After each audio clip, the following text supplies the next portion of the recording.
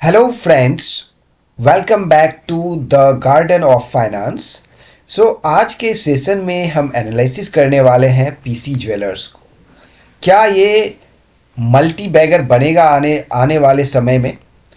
क्या ये 40-45 पर ट्रेड करता नज़र आएगा? जब इसके फंडामेंटल को देखेंगे तो हम समझ पाएंगे कि ये फ्यूचर में कहाँ जा सकती है, क्योंकि ये कंपनी रीस्ट्रक्चर हुई है और ये एनसीएलटी में गई थी, वहाँ से बाहर निकली है। तो इसका फ्यूचर क्या होने वाला है, तो ये सारा कुछ हम एनालिसिस करेंगे। चैनल को सब्सक्राइब कर लें। मेरा एक प्रीवियस चैनल था जो कि अनफॉर्चुनेटली किसी रीजन से डिलीट हो गया है, so I have started it again. तो प्लीज़ शेयर कीजिए अपने फ्रेंड के साथ एंड चैनल को सब्सक्राइब भी कीजिए एंड अपने कमेंट्स ज़रूर बताइए। मैं ईच एंड एवरी कमेंट्स को रिस्पॉन्स करूँगा। चलिए देखते हैं। तो यहाँ पर देखेंगे 5 डेज में ये कंपनी 5% का रिटर्न दिया है। 6 मंथ की बात करें तो ये 26% का निगेटिव रिटर्न दिया है। 1 ईयर की बात करें तो -21% एंड अगेन 5 ईयर की बात करें 308% का रिटर्न यहाँ पर आया है। तो जब ये रिस्ट्रक्चर हुई है ना, ये जब रिस्ट्रक्चर देख रहे हैं, रिस्ट्रक्चर का ये है, तो रिस्ट्रक्चर के बाद ये लगातार जो है निगेटिव नीचे जा रहा है 26%। बट अगर आप एक महीने पहले देखें तो ये फिर से अपर सर्किट एक तरह का लगता हुआ नज़र आ रहा है। तो फ्यूचर में ये कैसा रिटर्न देगा, तो इसके अगर फंडामेंटल्स देखें तो यहाँ पर देखें, एक तरह से स्मॉल कैप है, 7,834 करोड़ का मार्केट कैपिटल है ना। आरवी वैल्यू 12.7 है। और ये जो है पी वैल्यू, ये थोड़ा सा it's not seems good but ठीक है ना। तो यहाँ पर देखेंगे जो रिस्ट्रक्चर हुआ, पहले फेस वैल्यू जो है 10 रुपये का हुआ करता था, अभी फेस वैल्यू रिस्ट्रक्चर होके 1 रुपीज़ हो गए। नंबर ऑफ शेयर्स यहाँ पर क्या हो गए हैं, बढ़ गए हैं। ठीक है, तो यहाँ पर ये काम क्या करती है, ये करती है मैन्युफैक्चरिंग करती है ज्वेलरीज की, है ना। सेल एंड ट्रेडिंग करती है gold jewelleries, diamond, studded jewellers and silver items, है ना। एंड ये through out like B2B cell करती है। गल्फ कंट्रीज़ में जैसे दुबई हो गया, वहाँ से लाती है, वहाँ बेचती भी है। तो बहुत सारे आउटलेट्स हैं, पैन इंडिया में देखोगे तो बहुत सारे इसके शॉप है। ठीक है, इसका हेड क्वार्टर दिल्ली में है।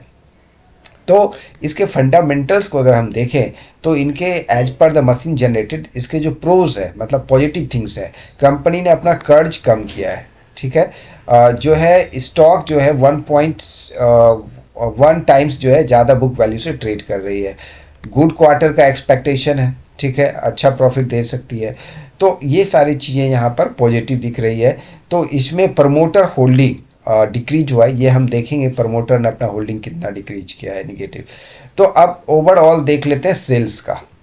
तो क्वार्टरली सेल्स अगर आप देखें जून और 2024 से, पिछले साल से अगर हम देखें तो यहाँ पर जून 24 में, जून से पहले ये कंटिन्यूसली निगेटिव रिटर्न दे रही थी। तो 52 करोड़ का प्रॉफिट हुआ, ऑपरेटिंग प्रॉफिट, डायरेक्ट जो ज्वेलरी से सेल किया इन्होंने।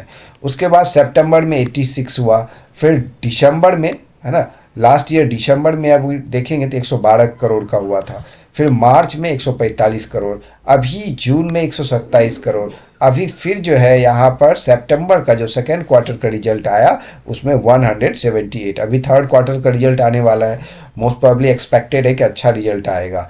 तो यहाँ पर कंसिस्टेंटली जो है ये अच्छा प्रॉफिट देता हुआ नज़र आ रहा है। तो सारा कुछ मिला के, सारा कुछ कट कुटा के, यहाँ पर अगर आप देखेंगे टैक्स वगैरह, इंटरेस्ट, एवरीथिंग, कर्ज वगैरह चुका के, एवरी जो है क्वार्टर इनका जो रिटर्न है वो देखेंगे 95, 162, 210 करोड़।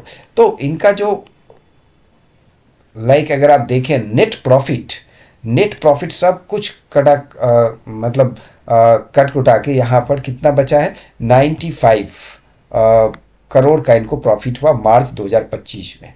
ठीक है, फिर जून में 162 करोड़ का प्रॉफिट हुआ और 210 करोड़ का जो है सितंबर में। अभी जो रिजल्ट आएगा वो भी एक्सपेक्टेड है कि अच्छा क्वार्टर आए। इनका अदर इनकम भी है यहाँ पे, इसलिए आपको यहाँ पर ज़्यादा दिख रहा है 210। ठीक है, तो अदर इनकम में क्या है वो यहाँ पर इन्होंने डिस्क्राइब नहीं किया है, अदर जो है इनकम क्या है इनका, लेकिन अदर इनकम से भी इनके प्रॉफिट आ रहे हैं। तो ओवरऑल जो है नेट प्रॉफिट वो कंसिस्टेंटली ग्रो कर रहा है, दैट द गुड थिंग।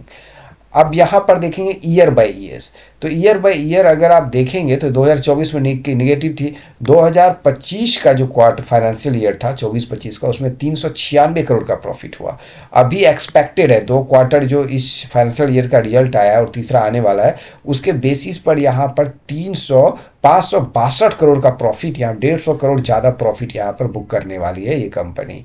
तो एक्सपेक्टेड है कि इनका सेल्स अच्छा हो रहा है, ठीक है, और अदर इनकम भी यहाँ पर बढ़ रहे हैं। तो अब नेट प्रॉफिट की बात करें तो 578 से अभी एक्सपेक्टेड है 614 होने वाला है। तो that is showing good growth, ठीक है।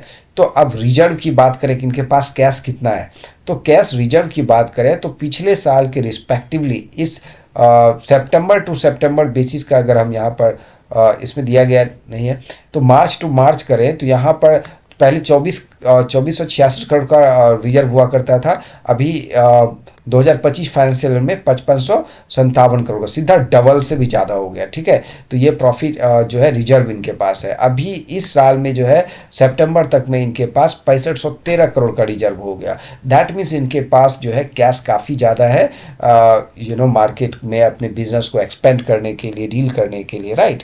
अब जो है इनके पास कर्जा कितना है, तो कर्जा देखेंगे तो कर्जा इनके पास मार्च में 2024 में 4000 करोड़ का था, फिर अभी मार्च 25 में 2000 करोड़ रह गया है ना, 50% इन्होंने कर्ज कम किया।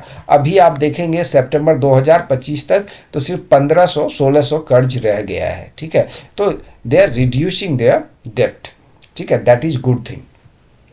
कंसिस्टेंटली ये अपना जो कर्ज घटा रहे हैं। फिक्स एसेट्स की बात करें तो फिक्स एसेट्स में यहाँ पर देखेंगे 2024 71 करोड़ था, 94 करोड़, अब 101 करोड़ हो गया। तो फिक्स एसेट्स भी क्या हो रहा है, बढ़ रहा है। तो फिक्स एसेट्स में इन्होंने क्या बढ़ाया, चलिए देखते हैं। 10 करोड़ का लैंड है इनके पास, 53 करोड़ का यहाँ पर बिल्डिंग है, और प्लांट एंड मशीनरीज जो है 7 करोड़ का है। प्लांट एंड मशीनरीज में थोड़ा सा इम्प्रूवमेंट हुआ है, ओके। एंड देन फिर यहाँ पर इक्विपमेंट घटा है, एंड कंप्यूटर 5.5-6 करोड़ का है। इसके बाद फर्नीचर 4.5-5 करोड़ का है।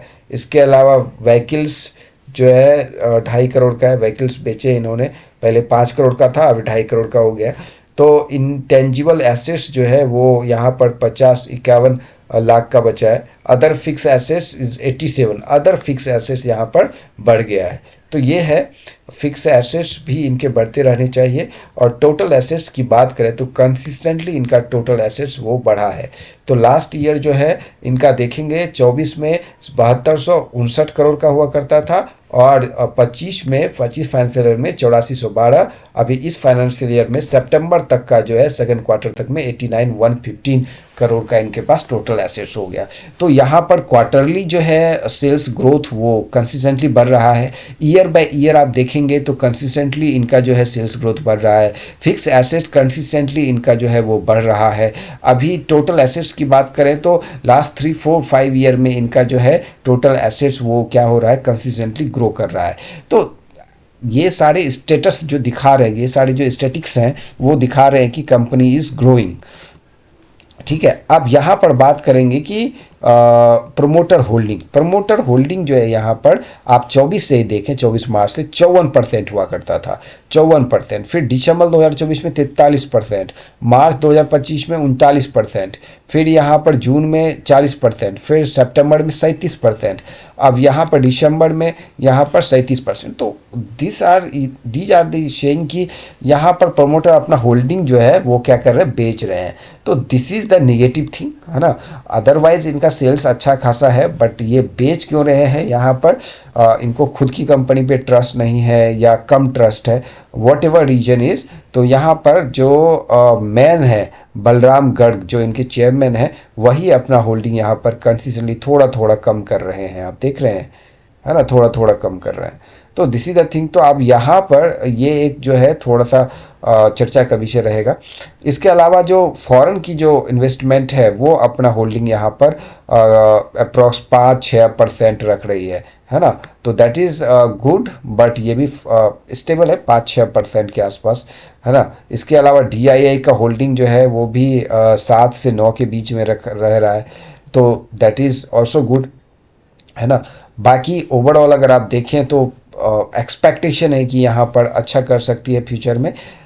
तो यहाँ पर अगर आप इसके अभी के अगर आप नतीजे देखें कि दिसंबर का रिजल्ट क्या आएगा, तो एक्सपेक्टेड है कि अच्छा रिजल्ट आ सकता है। तो अच्छा रिजल्ट आ सकता है, तो यहाँ पर अगर आप देखें कि प्रमोटर ने अपना होल्डिंग जो है वो बेचा है, तो क्या प्लेज भी किया है ना। तो इसमें देखेंगे, है ना, यहाँ पर दिखा रहा है कि 100% इसको बाय करें। ठीक है, तो यहाँ पर जो आप प्रमोटर की होल्डिंग देखेंगे वो 1% भी प्लेज नहीं है। That is good thing. जितना भी है इनके पास होल्डिंग वो अपना है खुद का। ठीक है, तो इनको प्लेज नहीं किया है, गिरवी गिरवी नहीं रखा है। तो यहाँ पर एफ का भी होल्डिंग अच्छा खासा दिख रहा है एंड डी का भी होल्डिंग है। तो ये दिख रहा है कि हाँ स्टेबल है, थोड़ा सा स्टैंडर्ड। अगर आप इनके फंडामेंटल्स को देखें तो डिसेंट दिख रहा है कि फंडामेंटल इसके अच्छे हैं। ठीक है, तो फ्यूचर में ये अच्छा रिटर्न दे सकती है ना। तो ये है ओवरऑल एनालिसिस। तो अगर आप लॉन्ग टर्म के लिए सोच रहे हैं तो it's up to you, you can take holding, but ये आपका डिसीजन रहेगा। तो अपना फीडबैक जरूर दीजिएगा इस एनालिसिस में। गुड लक, मिलते हैं नए एनालिसिस में। Thank you, take care.